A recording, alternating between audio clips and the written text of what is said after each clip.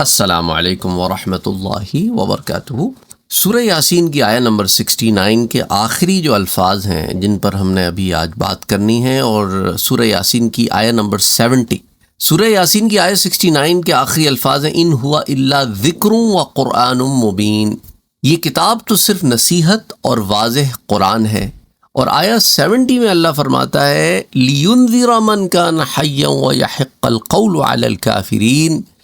اور یہ نصیحت اور یہ واضح قرآن ہم نے تمہیں دیا کیوں ہے؟ تاکہ وہ زندہ لوگوں کو ڈرائیں اور کافروں پر حق ثابت ہو جائے۔ یعنی یہ قرآن تو صرف اللہ کی طرف سے نصیحت ہے، جیسا کہ سورہ یوسف میں بھی اللہ سبحانہ وتعالی ارشاد فرماتا ہے، اور دیگر اور صورتوں میں بھی ارشاد فرماتا ہے کہ ان ہوا الا ذکر للعالمین۔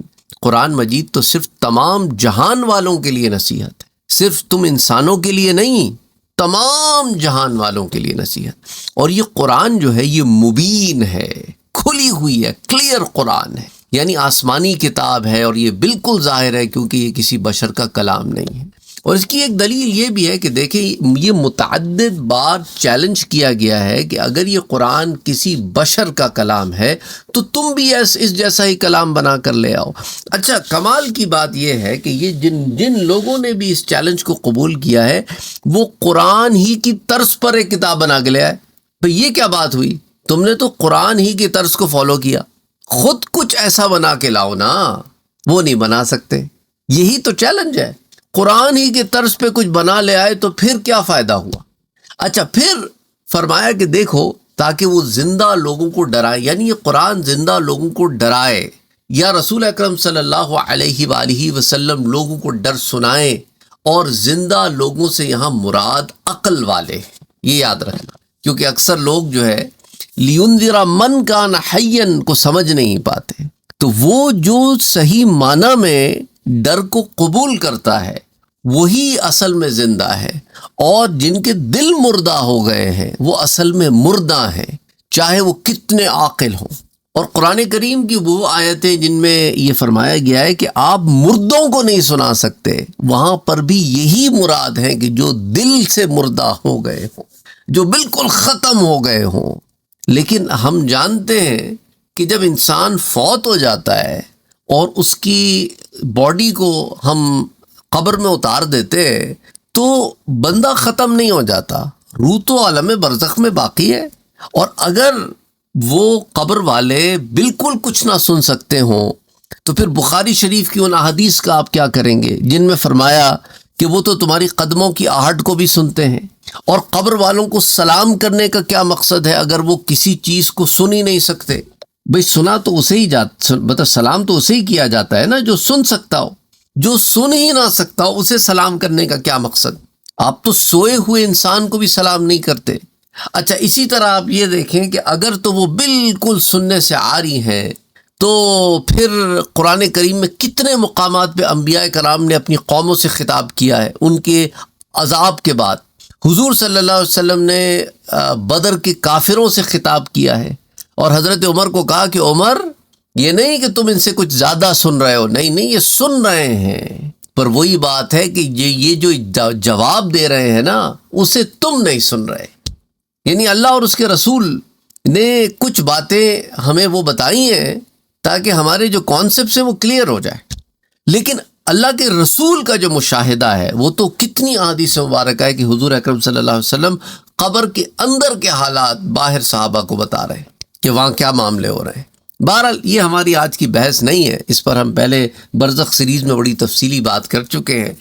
تو بہرحال حافظ سیوطی رحمۃ اللہ علیہ نے امام ابن جریر اور امام بیہقی کے حوالے سے لکھا ہے کہ حضرت ضحاک کہتے ہیں کہ زندہ لوگوں سے مراد عقل والے ہیں، اور علامہ آلوسی نے بھی اسے یوں ہی نقل کیا ہے۔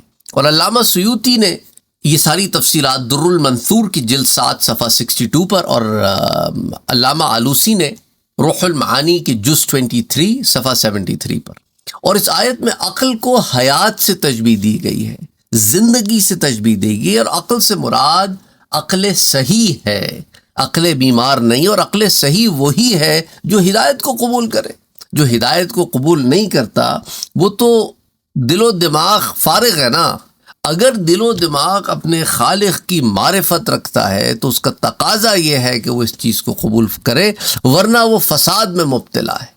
اور بعض مفسرین کہتے ہیں کہ دیکھو، زندہ لوگوں سے مراد وہ لوگ ہیں جو اللہ کے علم میں ایمان لانے والے ہوں، کیونکہ دائمی حیات تو صرف ایمان سے حاصل ہوتی ہے، اور در حقیقت زندہ وہی ہے جو اللہ کی یاد اور اس کے احکام کی اطاعت کے ساتھ زندہ رہے اور اس کی عبادت کے ساتھ زندہ رہے۔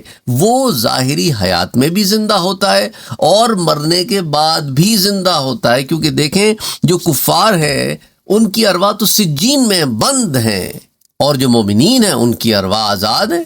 اور اس آیت میں دیکھیں زندہ لوگوں کو ڈرانے کا ذکر فرمائے، کیونکہ وہی ڈرانے سے فائدہ حاصل کرتا ہے، اور کفار کے دل حقیقت میں مردہ ہیں تو وہ ڈرانے سے کوئی فائدہ حاصل نہیں کرتے۔ ان پر صرف حجت قائم ہوتی ہے کہ اللہ نے ان کے پاس اپنے نبی اور رسول کو بھیجا، ان کو ایمان لانے اور اعمال صالحہ کرنے کی دعوت دی گئی، انہیں جنت کے متعلق بتایا گیا، پر انہوں نے دعوت کو قبول نہیں کیا، اور ایمان والے انہوں نے دعوت کو قبول کیا۔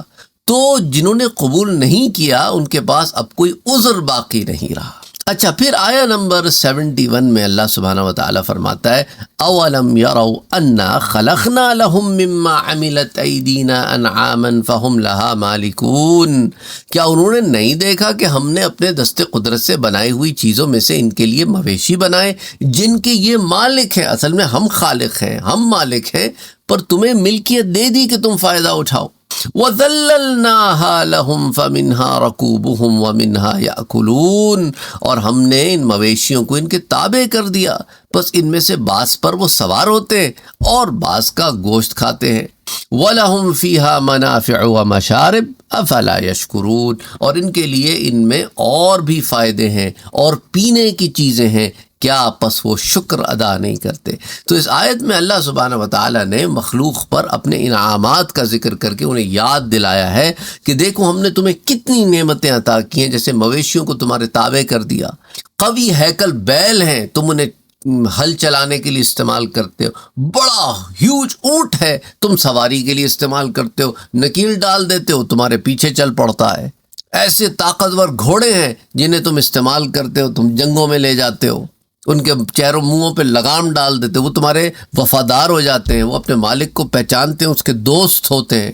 پھر تمہاری گائیں، تمہاری بھینسیں، تمہارے اونٹ، تمہاری بکریاں، ان کے تم دودھ نکالتے ہو، پھر ان کو ذبح کر کے ان کا گوشت کھاتے ہو، ان کے جسموں پر جو اون ہے اسے تم استعمال کرتے ہو، تمہارے گرم کپڑے بنتے ہیں اس سے، اور کتنے فوائد ہیں ان میں تمہارے لیے۔ اچھا، پھر جو چربی نکلتی ہے اس سے تم پھر تیل بناتے ہو، اور پھر ان کی کھالوں سے تم جوتیاں بھی بناتے ہو اور مشک اور ڈول بھی بناتے ہو اور کپڑے بھی بناتے ہو، اور کتنے فوائد ہیں تمہارے پاس۔ اور آخر میں فرمایا کہ پس وہ شکر ادا نہیں کرتے، یعنی دن رات وہ نعمتوں کا مشاہدہ کرتے ہیں، ان سے فائدہ اٹھاتے ہیں، پھر بھی نعمتوں کے عطا کرنے والے کا شکر نہیں کرتے۔ اور شکر کرنے کا تقاضا یہ ہے کہ اس پہ ایمان لاؤ، اس کے بتائے ہوئے راستے پر چلو، اس چیز سے بچو جو اس سے بچنے کا کہا ہے، صرف اللہ کی تعظیم اور اس کی عبادت کرنا ہے، صرف اس کے سوا کسی کی عبادت نہیں کرنی۔ تو ان کو تو چاہیے کہ عاجزی اختیار کریں اور سجدے میں گر جائیں۔ دیکھیں نا، سورہ رحمان میں اللہ فرماتا ہے کہ یسألہ من فی السماوات والارض کل یوم ہوا فی شان، آسمانوں اور زمینوں میں بھی جو بھی ہیں سب اسی سے سوال کرتے ہیں، اور وہ ہر روز ایک نئی شان میں ہے۔ تو تمہیں بھی چاہیے کہ تم اسی سے مانگو، اسی کے آگے گڑ گڑاؤ، اور ہر چند کی کسی نعمت کے ملنے کے بعد زبان سے الحمدللہ رب العالمین کہہ دینا بھی اللہ کا شکر ہے، لیکن اس کے ساتھ ساتھ ادائیگی شکر کے لیے انسان پر یہ لازم ہے کہ جو نعمت جس مصرف میں خرچ کرنے کے لیے دی گئی ہے اسی مصرف میں خرچ کی جائے۔ اگر وہ نعمت اس مصرف میں خرچ نہیں کی گئی تو یہ بھی ناشکری ہے۔ اچھا، اللہ کے احکام کی خلاف ورزی کرنا بھی ناشکری ہے، گناہ کبیرہ کرنا، بغاوت کرنا، یہ ساری چیزیں ناشکری میں۔ اللہ سبحانہ وتعالی نے جو ہمیں اعضائے دیے ہیں ان کے غلط استعمال، اب دیکھیں مثال کے طور پہ ایک ویڈیو میرے سامنے آئی، اس نے کہا کہ ایک ناچنے والی عورت ہے اور وہ کہہ رہی ہے کہ بھئی میں تو حق حلال کماتی ہوں، ناچتی ہوں، میں پسینہ بہاتی ہوں۔ یعنی اللہ نے اعضائے بدن تمہیں دیے تھے، اللہ نے حسن و جمال تمہیں عطا کیا، اس لیے تو نہیں کیا کہ تم ناچ کے اپنے حسن و جمال کی تشہیر کرو، اپنے جسم کو لوگوں کے سامنے کھول دو تاکہ وہ تم بھی گناہ اور وہ بھی گناہ، اور گناہ کے کر کے پیسے کمانے کو تم حلال کہہ رہی ہو. یعنی اللہ نے جسے حرام کہا ہے تم اسے حلال کہہ رہی ہو. اس سے بڑی بغاوت اور کیا ہوگی. اس طرح تو چور بھی چوری کرنے کے لیے کتنے پاپڑ بیلتے ہیں, اپنی جان جوکھوں میں ڈالتے ہیں, تو کیا حلال ہو جائے گا ان کی چوری؟ یہ موبائل چور جو ہیں آج کل, ان کو نہیں پتا کہ سامنے والے کے پاس بھی ریوالور نکل آ سکتی ہے اور کتنوں کو پڑتی بھی ہے گولیاں. تو یہ کیا بات ہوئی؟ یہ تو کوئی کیٹیگری نہیں ہوئی کہ چونکہ تم نے پسینہ بہایا ہے تو حلال ہو گیا. انا للہ و انا الیہ راجعون. اب آپ آج کل دیکھ لیں ٹک ٹاک کا کیا حال ہے. گھر کی مائیں بہنیں بیٹیاں سب کو پہلے دکھاتے تھے یہ بدبخت بغیرت, اب وہ عورتیں خود بغیرت ہو گئی ہیں. ٹک ٹاک کے اوپر کوئی ناچ رہی ہیں اور گھر کی مطلب کوئی پرائیویسی نہیں ہے.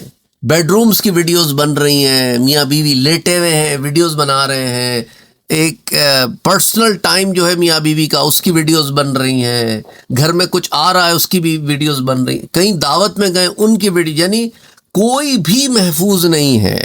یعنی اگر آپ چاہیں کہ آپ کی ویڈیو نہ آئے انٹرنیٹ کے اوپر تو یہ خبیث جن دعوتوں میں جاتے ہیں وہاں ویڈیوز بناتے ہیں اور ان ویڈیوز کو پبلکلی ریلیز کر دیتے ہیں. تو جو لوگ نہیں بھی آنا چاہتے ان کی بھی ویڈیوز منظر عام پر آ جاتی ہیں. انا للہ و انا الیہ راجعون. ایک عجیب آوا بنا ہوا ہے. وہ میرے پاس ایک بچہ آیا, وہ کہنے لگا دیکھیں فلاں شخص کتنا اچھا ہے. میں کہا کون ہے یہ آدمی؟ میں نام نہیں لیتا کسی کا. کہتے میں کہا کون ہے یہ آدمی؟ کہتا ہے یہ ڈاکٹری پڑھ رہا ہے اور دیکھیں اپنی ماں کی کتنی خدمت کرتا ہے. میں کہا تم اس کو پرسنلی جانتے ہو؟ کہ نہیں انٹرنیٹ پہ ہم اس کو فالو کرتے ہیں. تو میں کہا یہ جو ماں کی خدمت کرتا ہے اپنی, یہ تمہیں کس نے بتایا؟ کہتے اس کی ویڈیوز میں. میں کہا کتنی عجیب سی بات ہے کہ ایک شخص اپنی ماں کی خدمت کی تشہیر کر کے پیسے کما رہا ہے. اس سے زیادہ کھوکھلا انسان ہوگا کوئی؟ یہ تمہارا اور تمہاری ماں کے درمیان کا معاملہ ہے, تمہارے رب کے اور تمہارے درمیان کا معاملہ ہے. تم اپنی ماں کی خدمت کرو, اس کا خیال رکھو, تمہارے ماں کے منہ سے دل سے دعا نکلے, تمہارا رب تم پہ مہربان ہو. یہ سارے معاملے کی تشہیر کرنے کا کیا مقصد ہے؟ کس کو بیوقوف بنا رہے ہو؟ مطلب سوچے نا ایک آدمی, اور وہ کہہ رہے ہیں کہ کیا زبردست بندہ ہے اور یہ ایسا شوہر ہونا چاہیے کسی کا کہ دیکھے نا ماں کا کتنا خیال رکھتا ہے. دیکھو ذرا, یعنی ایک آدمی اپنے رشتوں کی تشہیر کر کے مشہور ہو رہا ہے, اس کو لوگوں نے کیٹیگرائز کیا ہوا ہے کہ کیا بات ہے سر. یعنی اتنے آرٹیفیشل ہو گئے ہم کہ کوئی تشہیر نہ کرے تو کہے کہ یہ پتہ نہیں کیسا بندہ ہے, کوئی تشہیر کرے تو کیا بات ہے. تو آج ماں کی رشتے کی تشہیر کر رہا ہے, کل تمہارے رشتے کی بھی تشہیر کرے گا, کل بچوں کے رشتوں کی بھی تشہیر کرے گا, مشہوری کرے گا, بیٹیوں کی بھی مشہوری کرے گا. یعنی بغیرتی کی کوئی حد نہیں ہے نا پھر. انا للہ و انا الیہ, یعنی پرسنل لائف کوئی چیز ہی نہیں ہے. بس جو کر رہے ہو وہ سب کو بتاؤ کہ ہم کیا کر رہے ہیں. انا للہ و انا الیہ راجعون.